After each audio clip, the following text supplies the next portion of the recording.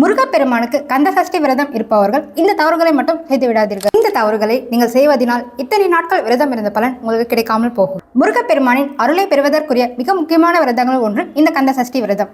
6 நாட்கள் முருகனை மனதார நினைத்து விரதம் இருந்தால் கேட்டது கிடைக்கும், நினைத்தது நடக்கும். இந்த வருடம் அக்டோபர் 22ஆம் தேதி புதன்கிழமை அன்று இந்த விரதத்தை தொடங்கி அக்டோபர் 27ஆம் தேதி திங்கட்கிழமை அன்று இந்த விரதத்தை நிறைவு செய்யலாம். 48 நாட்கள், 21 நாட்கள் அல்லது 6 நாட்கள், இதுவும் முடியவில்லையா, ஒரு நாட்கள் மட்டும் விரதம் இருந்து இந்த விரதத்தை 27ஆம் தேதி அன்று நிறைவு செய்யலாம். மகா கந்த சஷ்டி விரதம் இருப்பவர்கள் தெரியாமல் கூட இந்த தவறுகளை மட்டும் செய்து விடாதீர்கள். அவை என்ன தவறுகள் என்று தெரிந்து கொள்வதற்கு முன் நமது முருகன் அருள் சேனலை சப்ஸ்கிரைப் செய்து கொண்டு உங்களுக்கு முருகரை பிடிக்கும் என்றால் ஓம் முருகா என்று கமெண்ட் செய்திடுங்கள். விரதம் இருப்பவர்கள் தண்ணீர் குடிக்காமல் உடலை வருத்திக் கொண்டு விரதம் எடுக்கக்கூடாது.